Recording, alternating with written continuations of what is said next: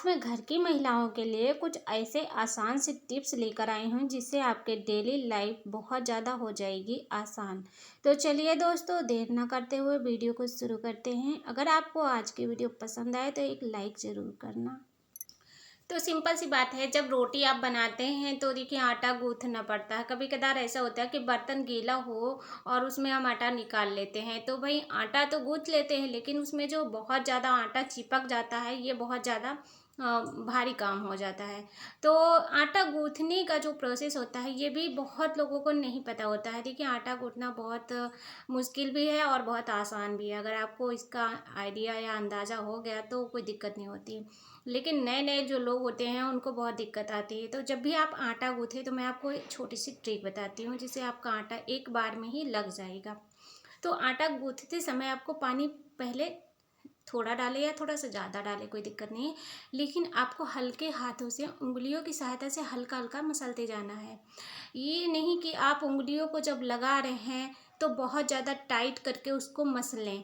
तो आप पहले जो है थोड़ा थोड़ा हल्के हाथों से उंगलियों से मसल मसल कर पूरा आटा गीला कर लें। इसके बाद में आपको फिर पानी डालने की ज़रूरत नहीं पड़ेगी। देखिए मैं सारा आटा पहले हल्के हाथों से लिपट ली हूँ, एक पूरा लिपेट के, और उसके बाद में बड़ा सा ये गोला बन गया है, ठीक है। और अब गोला में हम ऊपर से पानी नहीं डालेंगे। इस तरह से हमारा आटा एक बार में ही परफेक्ट लग जाता है, ना गीला होगा और ना ही टाइट होगा। तो रोटी अगर बनानी है तो आपको सॉफ्ट आटा चाहिए, अगर आपको पूड़ी बनानी तो उसके लिए थोड़ा टाइट आटा होना चाहिए। तो इस तरह से देखिए, अब थाली में तो आटा बहुत ज़्यादा चिपक गया। अब ऐसी समस्या हर किसी के साथ एक बार होती ही होती। तो आपको क्या करना है, देखिए ज़्यादा टेंशन नहीं लेना है, बस कोई कलछी ले लीजिए और इस तरह से देखिए, चम्मच से आपको टाइम लगेगा, कलछी लेना बड़ी वाली जिससे हम चावल निकालते हैं। तो उससे आप इस तरह से खुरच देंगे तो तुरंत ही सारा आटा छूट जाएगा। तो ये नई नई लड़कियों के लिए है, नए नए जो आप किचन में काम कर रहे हैं तो उनके लिए काफ़ी ज़्यादा हेल्पफुल होने वाला है। तो ये ट्रिक आप आजमा सकते हो। एक बार में ही देखिए परफेक्ट आटा गूँथ गया है। आप दोबारा से हम पानी डाल के इसमें नहीं गूँथते हैं, उससे हमारा आटा सही से नहीं तैयार होता है, ठीक है। तो इसके बाद एक और ट्रिक मैं आपको बताती हूँ। जब भी हम आटा गूँथ लेते हैं और मान लीजिए हम किचन में अकेले हैं, हमको अकेले ही रोटी पूड़ी बनाना है, तो आप अकेले बेलेंगे या फिर पूड़ी निकालेंगे, ये भी बहुत भारी होता है काम। तो आप सोचेंगे ना, खुद ही सोच लीजिए कि हमको अकेले करना है तो कैसे करना है जिससे कि हम फटाफट से अपने काम को ख़त्म करें। तो आप देखिए आटा गूँथे हैं जो, तो उसको पहले ही लगे हाथ आप इसकी लोई भी काट के रख लीजिए। अब रोटी बना रहे हैं, पूड़ी बना रहे हैं, जो भी आपको बनाना है, आप इस तरह से लोई काट के रखेंगे तो आपको बहुत जल्दी होगा बनाना। तो अब देखिए इस तरह से मैं हमेशा ही ये काम करती हूँ। तो अगर आपको ट्रिक अच्छी लगे तो आप ट्राई कर सकते हो, बहुत अच्छी ट्रिक है। चलिए अब अगली ट्रिक देख लेते हैं। तो देखिए जब भी हम जिस बर्तन में आटा रखते हैं, इस तरह सा जो कंटेनर होता है बड़ा सा, तो इस तरह का कंटेनर हो या डिब्बा हो जिसमें भी आप आटा रखते हैं, तो देखिए आटे में कीड़ा क्यों लगता है। जब आप उसकी जो देखभाल है लापरवाही से करेंगे तो उसमें कीड़ा लग जाएगा, और ख़ासकर गर्मियों में तो बहुत ज़्यादा देख रेख करनी पड़ती है, बहुत ध्यान से उस काम को करना होता है जिससे कि हमारे आटे चावल में कीड़े ना लगें। तो जब भी मैं आटा भरती हूँ, बड़े से बर्तन में भर के रखती हूँ, तो क्या करती हूँ, देखिए अच्छे तरीके से साफ़ कर लेती हूँ। अगर ज़्यादा गंदा है तो उसको मांजना भी पड़ता है। अब इस बर्तन को जब साफ़ कर लें तो नीचे तेज पत्ता डाल दें, लौंग भी डाल सकते हो, तो इससे कीड़े नहीं लगते हैं। पूरा टाइम आप आटा यूज़ करेंगे बिल्कुल भी कीड़े नहीं लगेंगे। इसके बाद आप क्या करना है, जब भी आटा भरते हैं तो आप जहाँ पर खाना बनाते हैं यानी किचन में ही इस बर्तन को रखते हैं तो वहीं पर आटा भर लेते हो, और भरते समय आटा इतना ज़्यादा नीचे फर्श पे गिर जाता है कि उसको फिर 2-3 बार पोछा से साफ़ करो तब जाके उसकी चिपचिपाहट ख़त्म होती है। तो मैं क्या करती हूँ, सीधे इसको बाथरूम में ही उठा लाती हूँ, जहाँ पर पानी की व्यवस्था हो वहीं पर मैं इसको भरती हूँ। तो देखिए इस तरह से जितना भी आटा नीचे गिर रहा है, वैसे फर्श एकदम साफ़ है, बहुत ज़्यादा आटा तो नहीं गिराती हूँ लेकिन बहुत ये आटा गिर जाता है, उड़ता बहुत है। तो हमारा जो बाथरूम है हमेशा ही गीला रहता है, ठीक है। सभी यहाँ बाथरूम में पानी वगैरह डाला जाता है। तो अब जो आटा गिरेगा वो जो है हम धुल देंगे यहाँ पर, तो हमारी फर्श गंदी नहीं होगी। आपको पोछा बार बार लगाना नहीं पड़ेगा। और देखिए आटा भरते समय आप उसको दबा दबा के भरेंगे तो ज़्यादा आटा रख जाता है। आप देखिए जितना भी आटा गिरा है मैं यहाँ पर पानी डाल के डायरेक्ट इसको धो दे रही हूँ, ज़्यादा ताम झाम करने की ज़रूरत नहीं है। इस तरह से हमारा घर भी साफ़ सुथरा रहेगा और आपका काम भी आसान हो जाएगा। ये देखिए इस तरह से। और साफ़ करने के लिए मैंने लिया है जो 4 व्हीलर गाड़ियों में लगे होते हैं वाइपर, उसकी ब्लेड है। तो इसके बाद अगला जो ट्रिक है ये भी बहुत ही ज़्यादा यूज़फुल है। अब देखिए जब भी हम आटा या फिर बेसन निकालते हैं तो निकालने के लिए हमें कोई भी बर्तन चाहिए, चम्मच हो, कलछी हो, कुछ चीज़ होनी चाहिए जिससे हम बेसन निकालते हैं।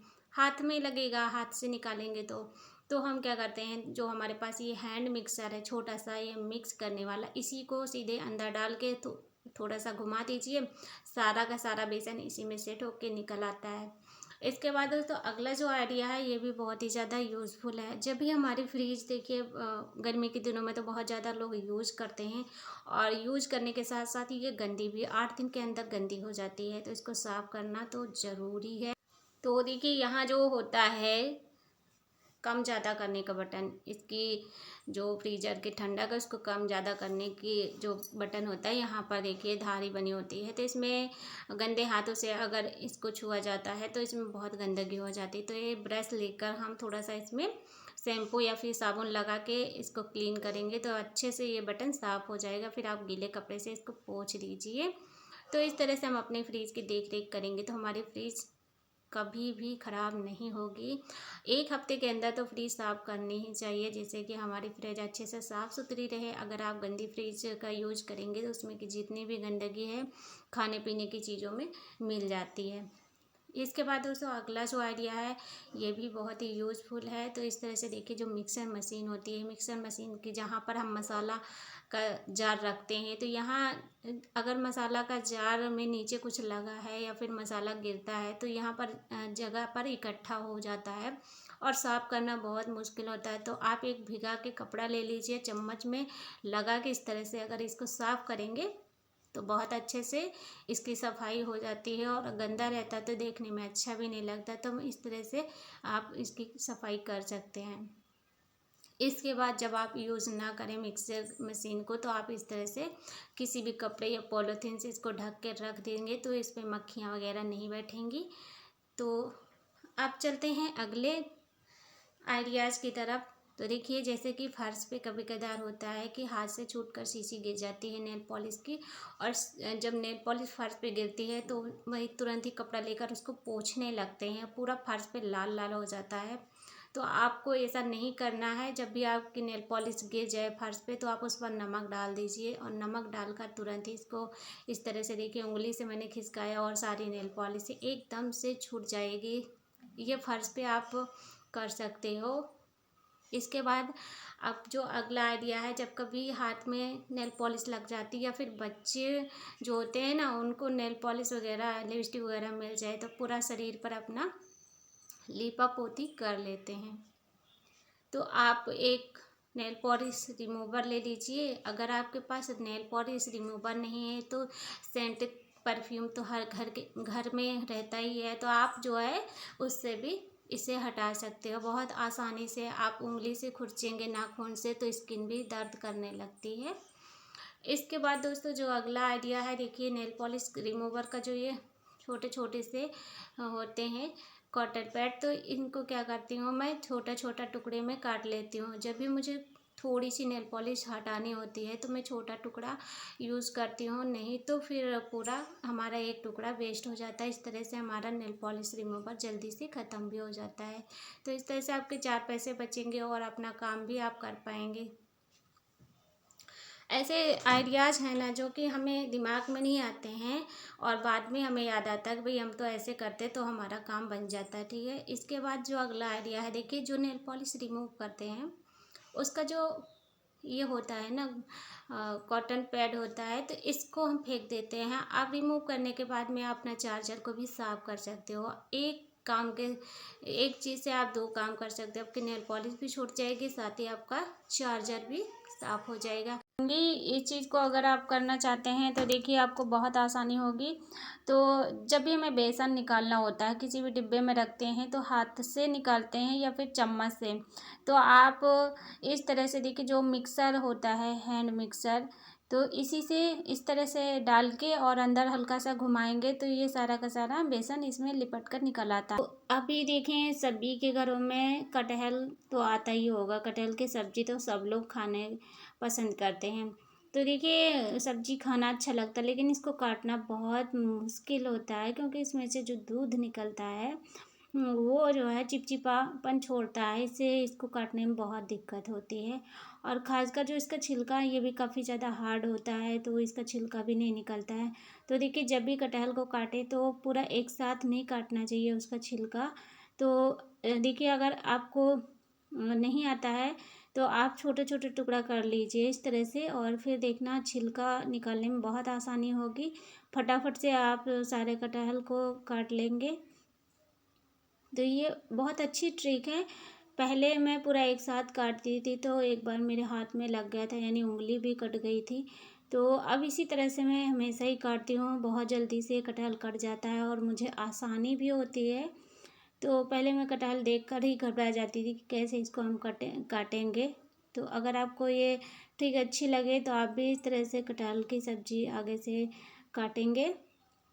और जो इसका दूध निकलता है, हाथों में लगता है, तो उसको छुड़ाने के लिए आप सरसों का तेल लगा लेंगे तो बहुत अच्छे से हाथों से एकदम से चिपचिपापन छूट जाता है। इसके बाद आप किसी भी पुराने कपड़े से हाथों को पोंछ लीजिए, जो भी तेल लगा है।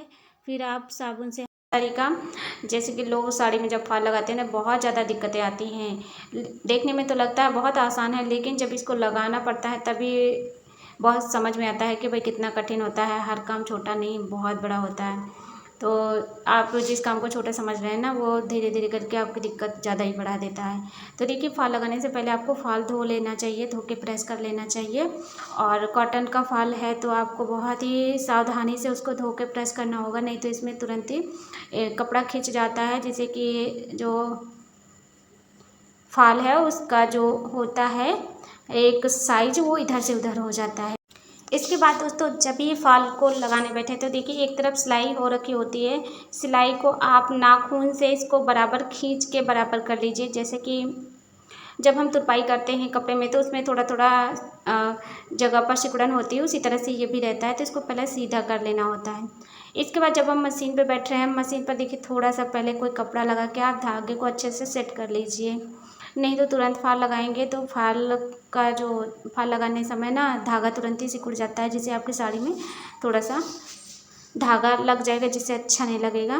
तो आप पहले कोई भी कपड़ा लगा के धागे को अच्छे से सेट कर लीजिए। इसके बाद इस तरह से देखिए क्या करना है आपको। फाल लगाते समय आपको ध्यान रखना है कि जिस तरफ सिलाई हो रखी होती है वो एरिया आपको ऊपर के साइड में रखना है। आपने देखा होगा, जब लेडीज़ लोग पायल पहनती हैं, बिछुआ पहनती हैं, तो उसमें साड़ी का फॉल बहुत फंसता है, क्योंकि आप जो है जिस तरफ सिलाई हो रखी होती है वही जो है नीचे को करती हैं, इसलिए सिलाई में फंस जाता है। तो जिस तरफ सिलाई नहीं होती है वो कपड़ा ही एकदम से फिट होता है, तो उसी तरफ से लगाएंगे तो कभी भी साड़ी नहीं फंसेगी आपके पायल बिछुआ में। तो इससे भी आपकी साड़ी जो है ख़राब हो जाती है, जब पायल में फंस जाता है फाल। तो ये छोटी छोटी सी बातें होती हैं जिसे हम ध्यान नहीं करते हैं और हमें बहुत दिक्कत आती है। और कोई भी जानकारी लेना चाहते हैं तो कमेंट बॉक्स में कमेंट करना। इसके बाद एक छोटा सा आपको आइडिया देना चाहूँगी, जो लोग ब्लाउज कटिंग सिलाई करते हैं। तो देखिए, जब हम ब्लाउज काटते हैं तो सबसे पहले क्या करते हैं, ब्लाउज का अस्तर करते हैं या फिर सादा ब्लाउज ही कटिंग करते हैं, तो एक साथ दोनों पल्ले काटते हैं। तो मैं क्या करती हूँ, मैं हमेशा ही अलग अलग पल्ले काटती हूँ। अलग पल्ले काटने से ज़्यादा ही अच्छा रहता है, वो मैं आपको बाद में बताऊँगी। तो देखिए, सबसे पहले मैंने पीछे का पल्ला काटा है और ये है सादा ब्लाउज, यानी कॉटन का कपड़ा है। तो सादा ब्लाउज की कटिंग मैं कर रही थी, तो मैंने सोचा कि ये छोटा सा आइडिया आपके साथ ज़रूर शेयर करना चाहिए। तो देखिए, जो हमारा ये ब्लाउज है, ये चेस्ट इसके जो है हमने 10 इंच नापा है, तो 10 चौक 40, ठीक है। और इसके बाद इसकी लंबाई जो है 14 इंच की है। और ये देखिए यहाँ पर ऊपर जो है हमने मुड्ढे की तरफ 5 इंच लिया है, 2 इंच पर गला की कटिंग की है, 6 इंच पर इसकी आस्तीन का निशान लगा के कटिंग किया है और 1 इंच पर देखिए गोलाई दिया है हमने। ये देखिए सारा कुछ मैं फटाफट से आपको बता रही हूँ क्योंकि मैंने यहाँ पर निशान लगा के कटिंग कर दिया है। और आपको शुरू से देखना है तो एक बार आप कमेंट करके देखना, कमेंट करना, मैं आपको रिप्लाई करूँगी, फिर मैं पूरी वीडियो भी डाल दूँगी।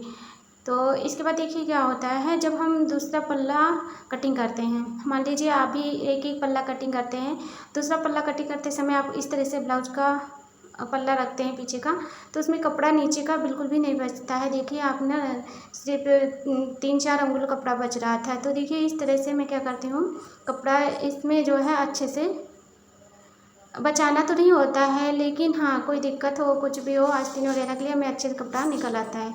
तो इस तरफ देखिए पलट के मैंने पीछे का पल्ला रखा है, जहाँ पर मैंने आस्तीन की कटिंग की थी बिल्कुल उसी साइड में मैंने पलट के रखा है। तो ध्यान रखना होता है कि पीछे का पल्ला जो है ना उस तरफ पीछे की साइड जुड़ा होना चाहिए, लेकिन आगे के पल्ले में कोई जॉइंट नहीं होती है, बीच से वैसे भी निकाल दिया जाता है, कट के अलग कर दिया जाता है। तो आप देख सकते हैं यहाँ पर जो आगे का पल्ला है वो जो है इस तरह से मैं निकाल रही हूँ। और आगे के पल्ले में जहाँ पर ब्लाउज में काज बटन होता है तो वहाँ पर मैं आधा इंच बढ़ा के लेती हूँ। ये देखिए यहाँ पर मैंने निशान लगाया, ये पीछे का पल्ले का पूरा नाप है। तो जितने पर मैं नाप लगा रही हूँ काज बटन की तरफ, वहाँ पर मैं आधा इंच बढ़ा के लेती हूँ। जब काज बटन की पट्टी लगाते हैं तो वो आधा इंच दब जाता है, जिससे हमारा ब्लाउज एकदम बढ़िया से फिट होता है। अगर हम दोनों साइड के पल्ले एक साथ काटते हैं तो क्या होता है, आधा आधा इंच अगर हमारा काज बटन में जाता है तो वो जो है बीच में गैपिंग रहती है। जहाँ पर बटन लगाया जाता है वहाँ पर आप देखिएगा 1 इंच की गैपिंग रहती है। इस तरह से अगर आप कटिंग करेंगे तो बीच में गैपिंग नहीं रहेगी, आगे पीछे का पल्ला दोनों बराबर रहेगा और पहनने पर भी कोई दिक्कत नहीं होती है। तो देखिए इस तरह से मैंने रख के और कटिंग कर लिया है। और जहाँ से हम साइड में सिलाई लगाएंगे वहाँ पर थोड़ा सा कट लगा देना है। तो ये हमारा आगे का पल्ला जो है ये भी कटिंग हो गया है और इसमें भी मैं आगे के साइड गले पर निशान लगा दे रही हूँ। ये देखिए इस तरह से, जिसको जितना गला पहनना हो, 6 इंच, 5.5 या 5 इंच का, तो वैसे मैं सब लोगों के लिए तो 6 इंच लगाती हूँ, लेकिन जो लोग छोटा गला पहनते हैं तो 5.5 या 5 कर देती हूँ। और इसके बाद देखिए यहाँ पर जो प्लेटें पड़ती हैं, तो चेस्ट की प्लेटें में पड़ती हैं तो यहाँ पर मैं 9.5 पर लगा रही हूँ निशान और चारों प्लेट में 1.5 इंच की गैपिंग दे रही हूँ मैं। देखिए बीच में जो पॉइंट मैंने लगाया है वहाँ से मैंने 1.5 इंच छोड़ के नीचे के साइड में, और इस तरह से मैं चारों निशान लगा दूँगी। ये देखिए इस तरह से अगर आप नाप के निशान लगाएंगे तो बहुत अच्छे से बढ़िया सी ये प्लेटें पड़ती हैं। इसके बाद में आप देख सकते हैं ये चारों प्लेटें यहाँ पर पड़ेंगी। थोड़ा सा डार्क कर देना है जिससे कि नीचे साइड भी दूसरे पल्ले पर भी निशान बन जाए। तो इस तरह से मैं करती हूँ ब्लाउज की कटिंग और बहुत अच्छे से ब्लाउज फिट भी हो जाता है। तो कई सारी वीडियो में डाल चुकी हूँ, आप लोग देख लीजिएगा हमारे चैनल पर जाके ब्लाउज कटिंग की। तो इस तरह देखिए मैं पलट के दूसरा पल्ला रखे थे तो जिससे कि निशान इसमें भी आ गया है। सिक्का, जो आप सिक्का अपने पास रखते हैं पर्स में, बस वही सिक्का मेरे पास केवल एक ही था तो मैंने इसे ले लिया है। अब चलते हैं अपनी फ्रीज की तरफ। तो इस सिक्के को हम रखेंगे फ्रीजर के अंदर ठंडा होने के लिए। ये देखिए यहाँ पर मैं रख दे रही हूँ। तो ये लगभग 5-10 मिनट फ्रीज में रखा रहेगा तो ये अच्छे से ठंडा हो जाएगा। अब इसके बाद क्या करना है, मैं अपनी एब्रोज बनाने जा रही हूँ। तो एब्रोज को बनाने से पहले मैंने थोड़ा सा यहाँ पर लिया है पाउडर। तो ये मिंट वाला है पाउडर, ठंडा नवरत्न का।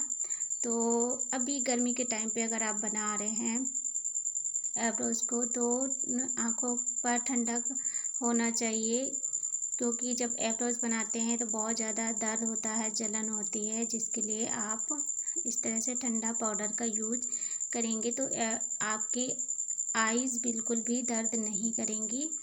तो पहले अच्छे से आपको पाउडर लगा लेना है। इसके बाद आपको लेना है ये रील वाला धागा।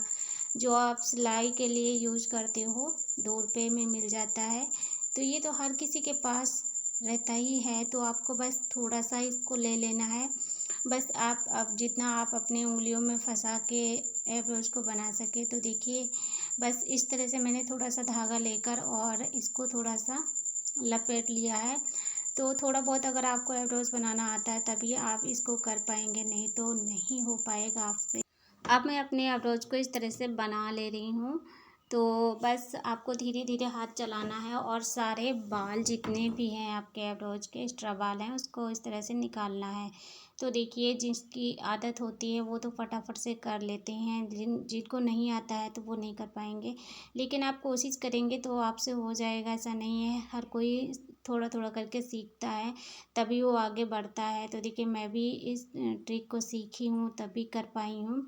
और कभी भी मैं पार्लर नहीं जाती हूँ, अपने हाथ से ही अपने एब्रोज को बना लेती हूँ जब मर्जी, अपना हफ्ते 2 हफ्ते में, महीने भर में। टेंशन नहीं रहती है कि हमारी एब्रोज बहुत ज़्यादा घनी हो गई हैं, भाई शादी पार्टी में जाना है तो हमें एब्रोज के बनवाने की टेंशन रहती है। और पार्लर जाने का भी खर्च रहता है कि 4 पैसे होने चाहिए तभी हम पार्लर जा पाएंगे, वरना हमारा चेहरा तो एकदम बिगड़ा सा रहेगा, यानी पूरा अच्छा नहीं लगता है। और जिसकी अप्रोच बहुत ज़्यादा होती हैं तो बिल्कुल भी अच्छा नहीं लगता। तो इस तरह से देखिए मैंने अप्रोच को अपने अच्छे से बना लिया है। अब मैं इस सिक्कों को निकालने आ गई हूँ। तो देखिए लगभग 5 मिनट हो गए हैं और सिक्का अच्छे तरीके से ठंडा हो गया है। तो आप देखिए अप्रोच बनाने के बाद जो आँखों के नीचे और ऊपर बहुत ज़्यादा रेडनेस हो जाती है, बहुत लोगों को तो बहुत ही ज़्यादा हो जाती है। तो आप इस तरह से कोई भी एक सिक्का लेकर उसे ठंडा कर लीजिए और फिर आँखों के नीचे और ऊपर अच्छे से सिकाई कर लीजिए, जिससे कि आपके आँखों को ठंडक मिलेगी